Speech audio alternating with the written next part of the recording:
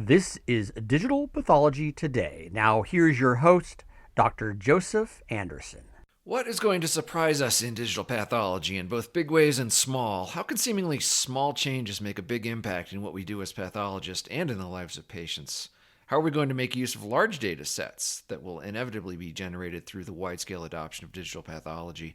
Welcome to Digital Pathology Today. I'm Joe Anderson. Our guest is Louis Culot, General Manager for Genomics and Oncology Informatics at Philips. We're going to be talking about the current landscape of digital pathology in 2022, where we've been in the past 20 years and even before, the impact of the COVID-19 global health emergency on the adoption of digital pathology, and what's the future of integrated diagnostics, incorporating digital pathology, radiology, as well as molecular diagnostics.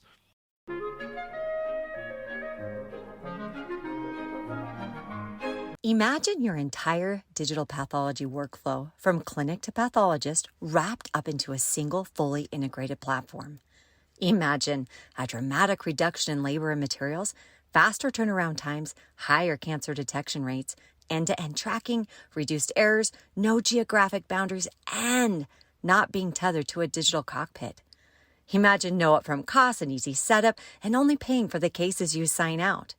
The only comprehensive digital pathology platform that starts and ends with the patient is Lumea. Schedule a demo today at lumea.net. That's LUMEA.net. Stop imagining, start using Lumea. Louis Culot from Philips, welcome to the podcast. Hi, thanks for having me. You have a vast experience in genomics and oncology informatics, and this is interesting how this dovetails into digital pathology. Let's just take a 30,000 foot view of the general state of digital pathology based on your unique experience and what you see the landscape as right now. It's interesting. I mean, it's certainly an exciting field, and I think honestly we're at a point of inflection in the field today. I'll just talk a little bit about where how we think about the landscape, and I guess you could break it down into a couple of different areas. So one is like, what can you do with digital pathology? What sorts of things, now that you were able to take these glass slides and turn them into digital images, what does that unpack for the field? And there are things that come to mind immediately, like, being able to do case archives forever. So, pathologists store glass slides in file cabinets going back for quite some time, and being able to do this digitally, one, gives them easier access to the images. You can start learning from the images over time and so forth. But also by digitizing slides, you can route them more easily. You don't have to put them in a package and ship them in a UPS truck or route them physically, but you can actually digitally send them around. I do think about the things you can do from, say, a research standpoint versus a clinical standpoint in pathology. Maybe we'll talk a little bit more about that. But there are certainly ways to apply algorithms that might be really, really useful for research purposes. They're right 99% of the time, but wrong 1 in 100. That's fine from a research standpoint. You have plenty of statistical power. But from a clinical standpoint, that might not quite get you there. So we think about those two distinctions as well in terms of setting. And then what can we do with workflow? And how can we use digitization to make workflows more efficient? When I look at the landscape or the customer base, Philips, we're pretty focused on the clinical side of things. So we think about reference labs and large pathology practices as a setting where we land these kinds of solutions. We also think about things like IDNs and hospital networks and hospital settings. And those often are driven really by the kinds of things I just talked about, being able to archive, route, being really efficient in the workflow. And then there are academic medical centers who certainly have that interest, but also often apply a research access to their work. So that's a little bit how we see the landscape today in terms of where these technologies are landing. Interesting distinction you make between research and clinical practice. The needs and the expectations and actually what they do is somewhat different, and archiving is certainly a huge deal in digital pathology, at least now, where we're sitting on millions and millions of cases of the past. And how do we handle that? And maybe to a clinician or a pathologist signing out cases with a clinical focus, the archiving centers around, well, how can I access these images if I need to see them again at some point in the future? Or if I have a patient that I have a biopsy sitting in front of me, how can I look at that patient's biopsy from 6 months ago? Versus in research, the considerations might be, well, we need to archive this so we can create new tools, so we can develop large data sets, and so on. So certainly different applications or different strokes for different folks. How far have things come in the last 20 years? The technologies to scan a slide has been with us for over 20 years. What we're able to do with it, I think, is certainly evolving. So how far have we come in the past 20 years or so? Yeah, look, we've come quite a ways, and if I could just go back a little bit further than 20 years to say the beginning of digital pathology, at least the earliest reference I could find is by Bacchus, who developed a machine that could scan a slide digitally. The cost was at the time $300,000 for one of these machines, which is not too bad, but what is the throughput? And at the time, it took 24 hours to scan a slide. So really nice proof of concept. Those economies of scale are not going to work in a hospital or any kind of laboratory setting, but it really showed the beginning of the technology. Where we come from there, we've gone from that, say, early digital microscope kind of view of things to, I think, a more scaled pathology offerings that really, took off in the research base first. I think, largely because of the sort of different considerations in research applications and also the need for clinical quality. As Philips, we're proud to have sponsored the first FDA study for an FDA-approved device. That now took this, which was really it was commercial, but really a proof of concept commercial machine in the mid-90s to something that can be used in routine use with high reliability and high scale today. Now, that just gets you to the point where you can now use this in routine clinical practice, and you can then start acquiring these, as you say, massive data sets that can be built out almost as the exhaust of using these systems in clinical practice. And, I think where we'll go next is what can we start doing with all of that information?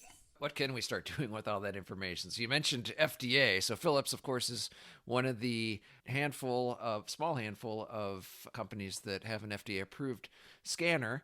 But I think there's a lot of misunderstanding about what that actually means. Tying that into the COVID global health emergency in the last year or so, I think is interesting. I think that kind of gave us a shot in the arm, so to speak, in terms of accelerating the adoption of digital pathology, where there was now, in addition to all the benefits of digital pathology, perhaps the need or an urgency for pathologists to be able to work remotely, to be able to be uncoupled from their microscope, so to speak, and view things on their monitor. So I think it was around 2017 where devices were cleared by the FDA, but we've seen regulatory barriers come down based on COVID-19 health emergency. So both CMS and FDA waived requirements. But let's be clear, the FDA clearance is more what allows Philips to sell and market devices. It's not permission for pathologists to actually use the scanner. Is that right? A couple of things in there. One is the FDA approval is really for called primary diagnosis. So this allows a pathologist to use it's not just the scanner, it's a scanner, it's the imaging pipeline. It's, if you will, the photons leaving the slide, all the way to those same photons hitting the pathologist's eyes are part of that medical device. And the approval by the FDA allows them to use that in place of a light microscope for primary diagnosis. Now, what happened under COVID, as you point out, is that CMS and FDA have issued a waiver allowing pathologists to use these sorts of devices. I think whether or not they have formal IVD approval or not. I'm not a regulatory expert on the space. I want to be a little careful. They're doing this under this waiver. Whether that waiver remains in place, longer term or not is really a decision for the FDA. The study we ran here, at Philips was really to show that, using these devices is safe and effective. And from a primary diagnostic perspective, pathologists can confidently use this. Now, as you point out, pathology in this wonderful field we have called laboratory medicine, other sort of regulations like CLIA and CAP can go ahead and develop their own laboratory developed tests and use these sorts of devices in those settings as well. But this is what the FDA approval allows us to do. Now, it's funny you talk about COVID. I was thinking about this last week about how this has accelerated, I think, the adoption of digital pathology, and I think that to me has been more meaningful than anything that else has happened in a while in the field. During World War II, we really had another calamity that we faced globally really accelerated the industrialization of penicillin. It basically sat on the shelf for 12 years or something since Fleming's first publication of that. And it really took a major global event to drive the need to industrialize it. in some way, this is certainly not I don't think we'll have the same impact that penicillin had, but I think that the approval of pathology and the adoption of digital pathology in sort of remote diagnostic settings has been really catalyzed by what we've experienced during the pandemic. That's a good way to put it, as a catalyst. I mean, I think there's a certain sense of inevitability about digital pathology, but maybe it doesn't unfold. No one could have seen this coming, and it doesn't unfold in the exact way you would think. Medical field, I think, appropriately is somewhat conservative when it comes to adopting new technologies. So unless there's a real breakthrough, either on the front end or a real need driven, in this case, I think it was more need driven, you actually get that activation. I think that's what we're seeing. Yeah, it certainly has accelerated the field. I think we're kind of coming to a level playing field now where people are comfortable with digital pathology. We have the ability to scan and acquire images and view them, but there's always more. How are we going to generate data? How are we going to develop new tools? How is pathology going to offer value to patient care? In terms of the value proposition and what digital pathology is going to be able to do, it generates so much more data, or it generates data, or images have become data, whereas in the past it was a phantasm in the pathologist's mind, and he or she wrote down the diagnosis on paper, and maybe that got stored. So it's a whole new world. How does that differ from a few years ago? First is what you said, right? So in the analog world, in the glass slide world, the only data that got generated, true data that got generated, was the pathologist's report, their impressions and diagnosis based on what they see under a microscope. That was all of the data that you got. Now, two things sort of are opened up. First is the connection, the digital connection between that digital image of the glass slide and the pathologist's diagnosis, the pathologist's impression, right? So you can sort of connect those two annotations, or the annotation together with the image, whether it's something like Gleason scoring in prostate or whatever the diagnosis happens to be, you can connect that back to the image. But the other thing that you now get is the connection between that image and other downstream diagnostics that take place. So now I have the image, I have the pathologist's impression, but then if that same tissue is analyzed for molecular results, molecular markers, genomics findings, if it's gone through sequencing, all of that information can then be connected back to the image. So you have those sets of annotations as well, which are in a way just as rich as what you got from the initial pathology report. And you can even go a step further and say, okay, how were those patients treated and what happened to them? And can I connect that back to what I might have seen under the image? We have this like one-way direction in diagnosis if you don't have that digital image, where you can go from the pathologist sees the image, writes results, the tissue gets tested for, say, molecular features or whatever, and then patients treated. And as we know, some patients respond differently to the same sorts of interventions. There are a lot of factors that go into that, but certainly now being able to connect that back to the pathology image, I think, is incredibly powerful. Molecular diagnostics has been the big story from the late 90s into the early 2000s. It's a little more clear, I think, in the minds of people where this, that, and the other molecular features, alterations, mutations, and so forth correlate with clinical outcome and possibly even response to therapy. And maybe people weren't thinking about histologic features or what the pathologist sees under the microscope as correlating with outcome and providing much value. But I think we're learning there is a lot of data there, and we're showing that there's the opportunity to provide value. Information has been siloed, right? We have molecular, we have radiology, we have pathology. So how can we bring things together and create a more integrated system of diagnosis that's actually going to help patients and move care forward? Yeah, I think that's front and center in terms of what we're working on here at Philips. I mean, we really are looking at that integrated picture so we can help drive a better diagnosis based on what we see today, but then use that to drive basically a learning system. And look, when I talk to radiologists who are looking at, say, lung nodules, they'll tell me, I can tell. I don't know how they can tell, but these are trained radiologists. They can look at it. They have an idea of how aggressive the disease is going to be, or if has certain molecular features even will show up visually in a radiology report. I hear the same thing from pathologists, that they have a sense of looking at the image in terms of what those molecular features are going to be, because they've seen so many of them. Now, is it going to be as accurate as a PCR test? No, right? But it's these partial pictures you get from impressions of images, whether they're radiology images, whether they're pathology images, the actual molecular findings that are tested for, that together, our theory is would get a more definitive picture of what's happening with the patient. Just give you a really easy example that people are probably familiar with in breast cancer diagnosis. There are 3 tests for HER2 amplification. One is the immunohistochemistry test, right? The IHC test and which can come back as equivocal. There's a FISH test, which has a certain test performance, false positive, false negative rate. And then you could also impute it through next generation sequencing, where you can compute ERB2 amplification. There are cases where those 3 tests are discordant with each other. You get an equivocal finding on the IHC, you get one finding on the FISH and a different finding on the NGS assay. But something's happening with that patient. That patient's either going to respond to trastuzumab or she's not, right? And I think this is when we start thinking about pulling together the integrated picture. I'm not saying we're going to be able to solve that one particular problem, but in general, pulling together these different types of tests with different test performance around the same patient should lead to a better first-time right diagnosis. I know exactly what you mean. And I think ultimately the question is, how can we get closer to the truth? We have so much, wrapped up in these assays and the way the clinical trials were done, and it's not always easy to parse out all the relevant information, and I think the experience of the pathologist and the radiologist, I think it's at least proof of concept that there is something there. Like if you ask a pathologist, can you recognize an ER negative breast cancer case?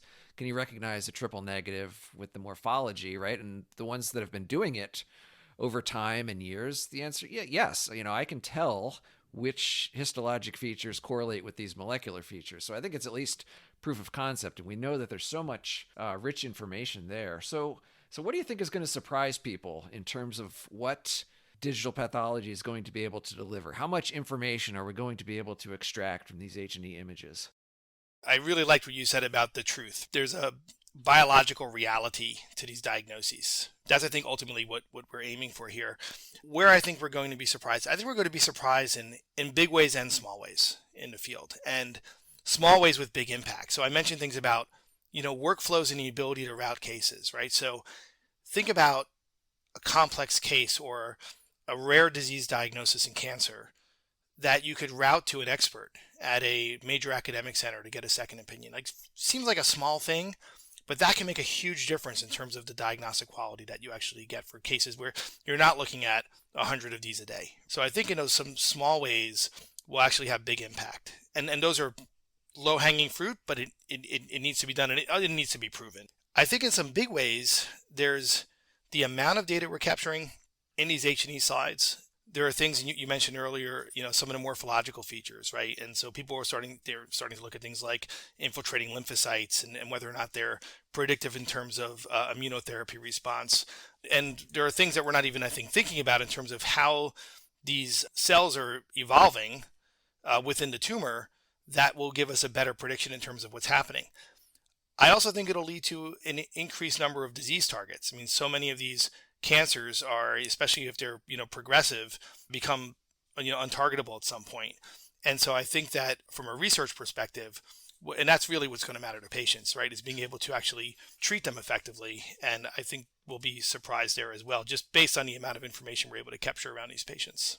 The first point you made is the low-hanging fruit of the little things can make a huge difference, right? And let's not discount that. I mean, just the turnaround time, getting the right case to the right pathologist for expert review, not wasting tissue, I think, which is a key issue with unnecessary studies, spinning your wheels, doing the right tests, being mindful of resources, I think is going to go a huge way for improving patient care. And then I think it's interesting, we kind of entered a dark age, I think, my personal perspective in pathology, where in the early 1900s, right, the first grading systems for breast cancer came out in the 1920s, Bloom-Richardson, or the Scarf Bloom-Richardson grading system. And we showed that histologic features under the microscope almost 100 years ago correlated with outcome.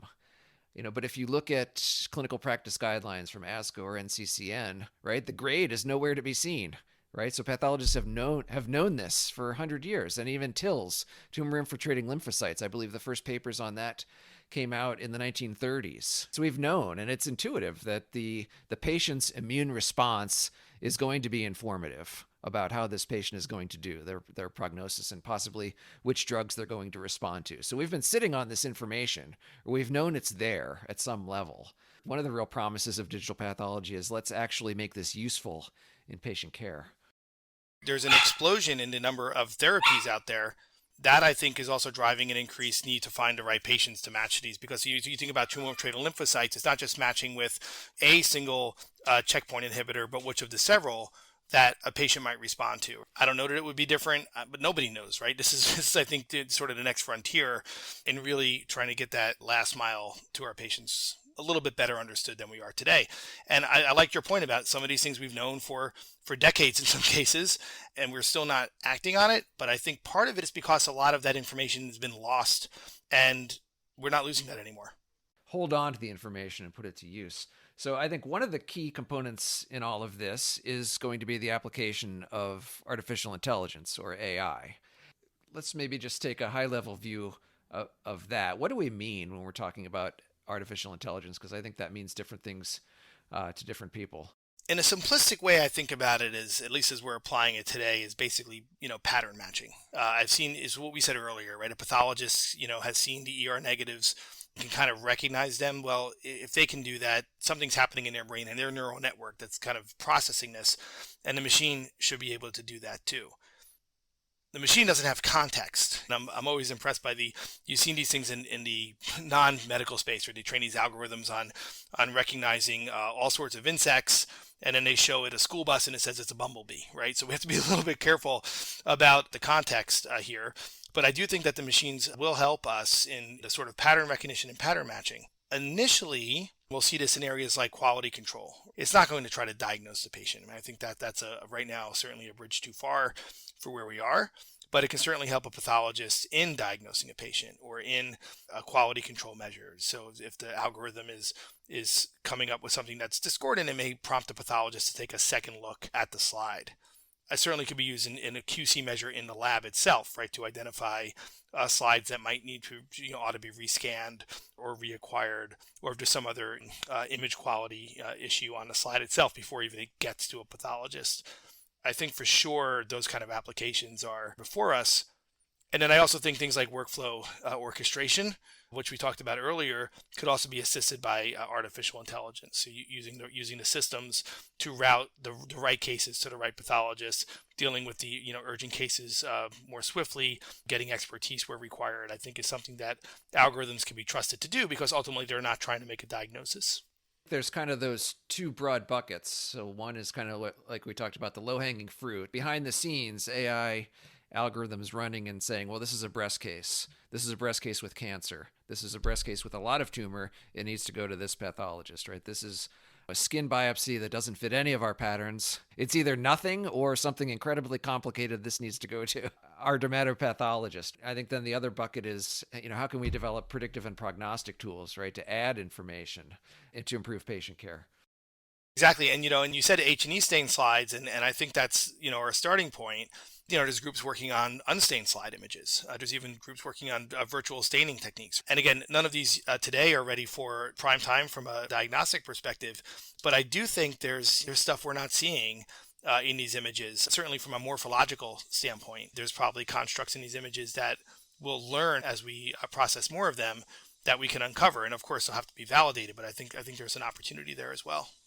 I kind of think of that as, if you remember back to Donald Rumsfeld in the early 2000s, he famously had a press conference and talked about known knowns, known unknowns, and unknown unknowns. Kind of what's exciting is the unknown unknowns, right? There's things in there that, A, we don't even know that they're there, or B, if we suspect they're there, it's kind of out of the scope of a human being to look at it, and then C, even if we could see it, probably the computer or the AI would be much better at quantitating it or classifying it. So do you see a lot in that area, kind of in the unknown realm, that we're going to be able to extract from these images? Yeah, it's just the unknown unknowns, right? So it's kind of the moonshot questions. Looking at it from a biological perspective and what we know about, evolution of cancer, there have to be features there. It almost goes without saying, but we have to be able to show it. The reality is these seemingly very similar patients with very similar pathological diagnoses, very similar molecular features, respond very differently to the same course of care. I wouldn't call it a mystery. I think we understand that the reasons have to do with how their tumors are evolving and how they're differentiating from each other, but we haven't been able to really crack that. We've made a huge investment in the genomic space with next generation sequencing. The number of patients who are getting 500 plus, 600 plus genes sequenced with an advanced cancer diagnosis is enormous, and it's made a difference, right, for some patients, but it's not the panacea here. These other techniques, like we're seeing in digital pathology, could be that next step change we need to take.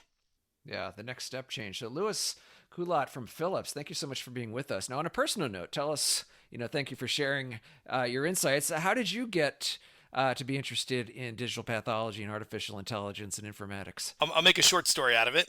Most of my career was actually my whole entire career has been in scientific and clinical informatics, and really started off working on the research side with companies that were doing, classic drug discovery, drug design work. And then following that, got into clinical genetics and clinical informatics. And so my interest in pathology comes from that real interest I have in biology in general, and married that with my interest in computer science. And that's how it came together for me. Now, what excites you? Where do you see things headed in the next 5 to 10 years? The two things are really seeing some of these small things that can have big impact, really have big impact. We start to see it all the way through, right? So we think about a patient who has a very unusual cancer diagnosis getting routed to an expert instantly and gets a much more sort of expert guided diagnosis that might have been incredibly hard for them to come by in the community that they're in. We talk about cancer care, 85% of it takes place in community settings. A lot of those people don't have access to expertise, and I think that is something that really does excite me, this virtualization of expertise. I think that'll be really fun to see and impactful for patients. The other thing is this sort of biology nerd that lives inside me that just wonders what is we're going to learn from these samples as we not just acquire more of them, but acquire more with them with more data around them. You can scan a million slides, but if the archive ended in 1965 and that's all you knew about the patients, you had no molecular data, what could you really learn from them? We have so much more information about our patients today. I feel like the pathology has been the missing piece of the puzzle, and I think catching that up to what we know about our patients when we think about what we're doing with sequencing and molecular profiling and treatment pathways and other things will really complete the picture in a way that we haven't been able to do in a long time. Digital pathology completing the picture. I think that's a wonderful message for our audience. Well, Louis Culot from Philips has been our guest. We'll see you next time on Digital Pathology Today.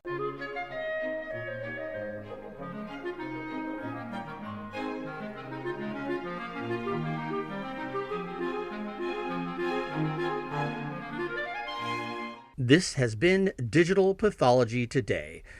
Please be sure to subscribe. Thanks for listening.